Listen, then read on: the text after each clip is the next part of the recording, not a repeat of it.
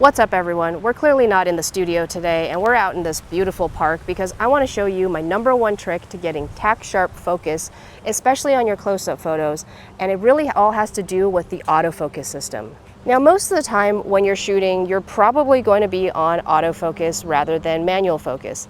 There are some occasions in crime scene photography when you will be switching to manual focus on your lens, such as comparison quality photos or macro photography. So the one thing I want to point out on your camera, and depending on what type of camera you have, is the different autofocus zones or areas that you may have.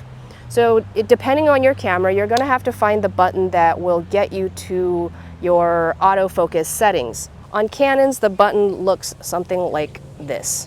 Now when you bring up your autofocus settings, you're going to get a bunch of different options, and depending on the type of camera you have and the model and the year that it was made, you may get some different options. But a lot of times what I see is there's some type of expanded or zone autofocus area. So what whole area or zone or expanded means is basically in this mode, it's taking the whole entire frame into consideration. So it's looking for anything within the entire frame to focus on. And what cameras use to focus on are areas of contrast. So it's going to look for any areas of contrast and it's going to pick what it thinks is the best area. And see how it kind of changes every time. So it may not necessarily pick up on the exact object that you want to focus on. Let's say it's a decedent or it's a vehicle or it's a piece of evidence. It may not select that exact object. What happens then is in that type of mode, it sometimes focuses on the wrong thing. And so the thing that you really want to be in focus is not in focus. So what you want to do, and this is what I do for all my crime scene photos, is I change that from whole area or one of these expanded autofocus modes, and I change that to spot autofocus. So see how it changed it now from a wide zone all the way down to this tiny little spot.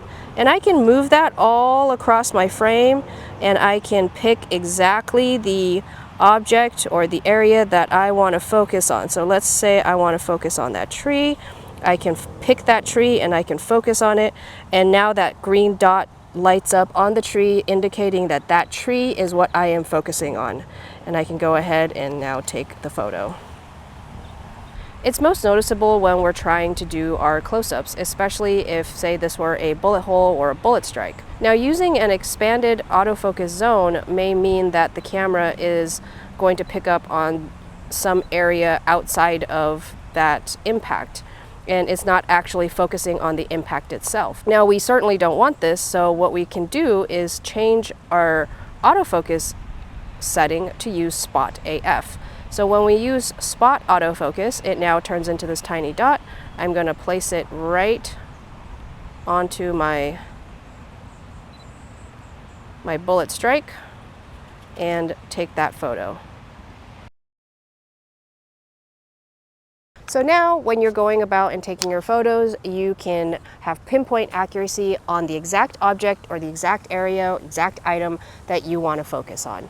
Now if you found this video to be helpful, do me a huge favor and hit that subscribe button. If you found this to be useful, please share it with one of your colleagues or coworkers so that they can also get the best out of their crime scene photography. I hope you guys have a great day, and I'll see you guys at the next one.